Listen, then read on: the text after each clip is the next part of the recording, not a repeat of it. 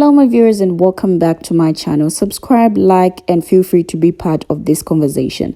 Now in today's video, join me on a journey through the annals of history as we unravel the fascinating and often overlooked factors behind European colonization of the Americas and Africa. Now in this captivating exploration, palm color people tell on themselves again. Now they confront uncomfortable truths and shed light on the pivotal role of chance, disease, and geography in shaping the world as we know it. So prepare to challenge conventional narratives and uncover the untold stories of how luck, biology, and the very contours of our continents have shaped the course of human civilization. In these videos, they tell us the reasons why Europeans managed to colonize the Americas and Africa. With that said, check out these videos. I will be right back, and when I do, we talk more about this. The reason why the Europeans were able to conquer the Americas was because the Europeans slept with animals?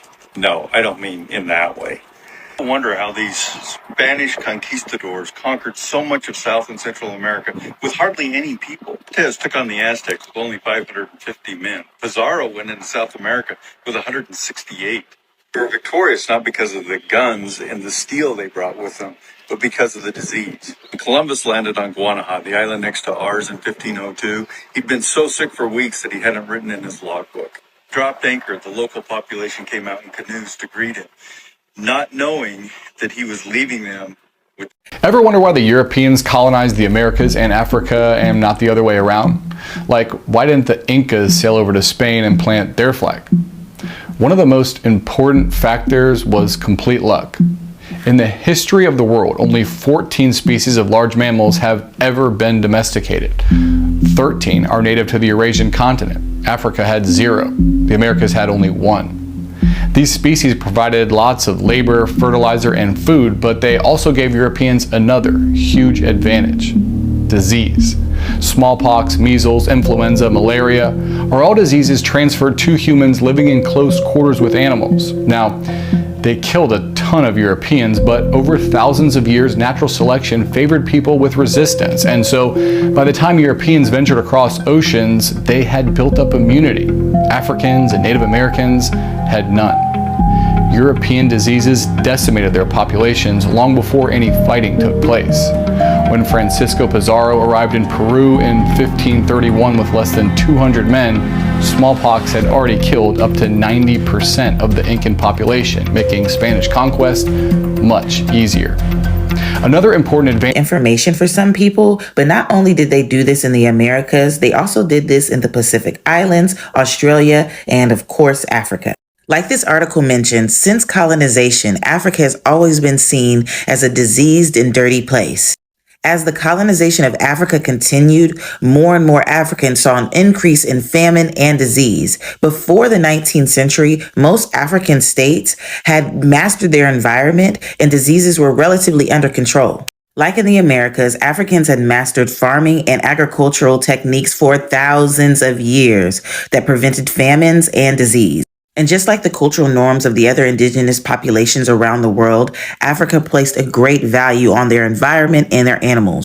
Like he mentioned in the previous video, wherever they went, devastation follows. And I don't think people understand the levels of devastation. But for example, in the 1880s, the Italian traders introduced the cattle disease rinderpest. Up to 90% of the cattle in parts of Central and Eastern Africa were killed by this disease. That included Tanzania, Kenya, Malawi, Zambia, and South Africa.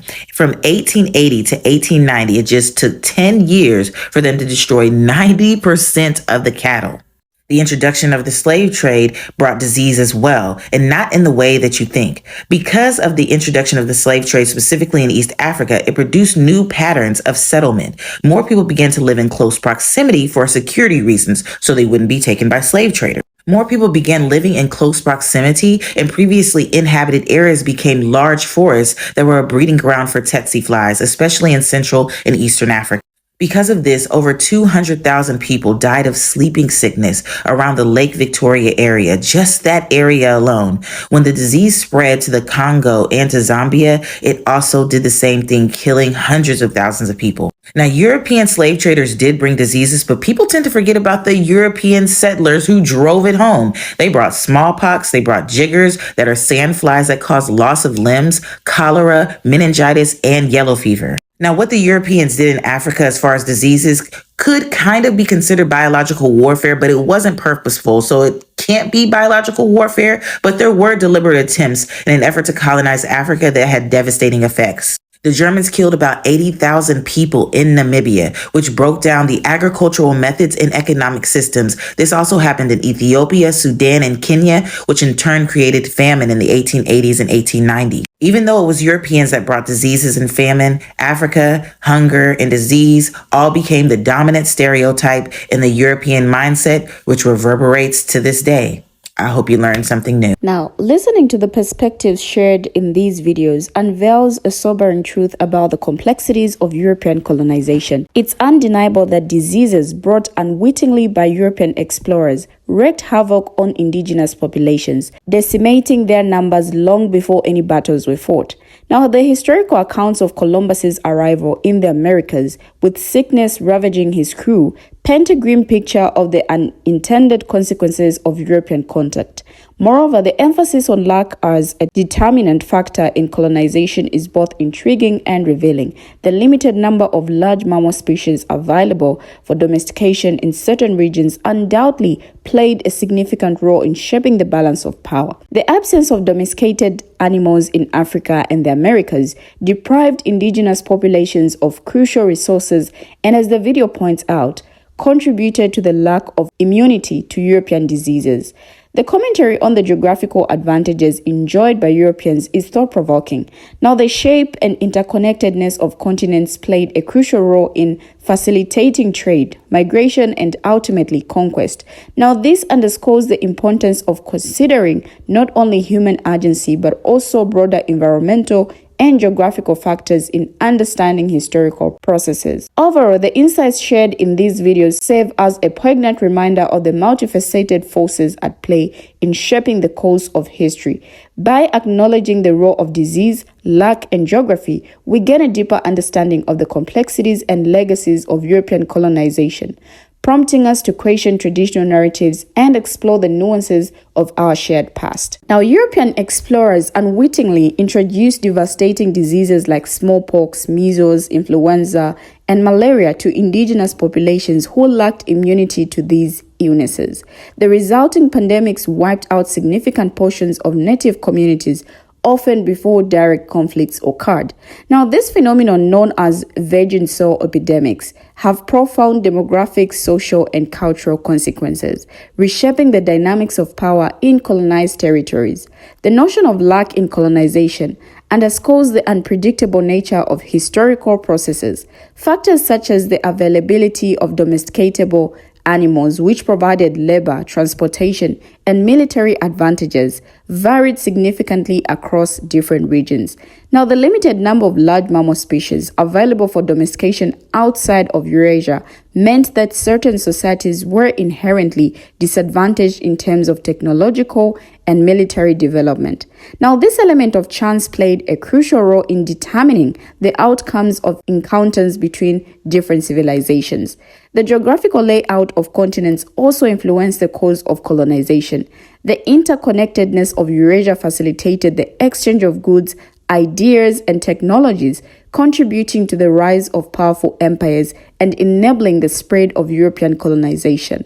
Now, in contrast, the relative isolation of Africa and Americas hindered the development of centralized states and made indigenous societies more vulnerable to external threats. Now, when it comes to virgin soil epidemics, it devastated native populations. Virgin soil epidemic swept through populations with no prior exposure to a particular infectious disease and consequently no immunity to it. Almost every disease that Europeans carried to the Americas in the 1500s causes a virgin soil epidemic because every Native American exposed to it is susceptible. Now, even if a Native person survives a smallpox epidemic, immunity to that disease does not extend to other diseases. Entire families perish when all members are stricken, leaving no one able to care for the ill. Now, the diseases crossing the ocean during the 16th century usually caused so-called virgin soil epidemics because every Native American with whom they came in contact was susceptible. Now, those natives who survived the 1520 smallpox epidemic became immune to that virus, and it seems not to have recurred until 1562. Smallpox immunity protected no one against measles, plague, or influenza. However, often entire families perished during virgin soil epidemics because all members were stricken simultaneously, leaving no one capable of fetching water or preparing food. Now, the so-called Age of Discovery was a period of exploration, exchanging new foods, gold, and culture. However, with the exchange between Europe and the Americas, there was also the exchange of pathogens with native populations. Now, what may have caused a slight cough and cold or to Europeans was unaliving others. Imported diseases brought to shores by explorers caused widespread epidemics across the Americas. Changes to the demography of indigenous populations were not only consequences of British and European colonial invasion through war. What may have had the most significant effect was disease. Now, between 1492 and 1504, Christopher Columbus and his crew sailed across the Atlantic Ocean, completing voyages across the Caribbean, including Hispaniola and Guanahani, and Central and South America. Maritime navigation bridged land that was oceans apart, creating a safe passage for pathogens from one continent to another. Now, these expeditions facilitated human interaction between the European explorers and native populations, and these interactions drove the transmission of European pathogens into new communities. In addition, the importation of animals from Europe to the Americas had a devastating impact. These animals were havens for harboring zoonotic pathogens that caused diseases such as swine, flu, typhus, and the bubonic plague. Now, we can go on and on and on, but feel free to share your thoughts as well in the comment section. Thank you for watching, and see you in my next video.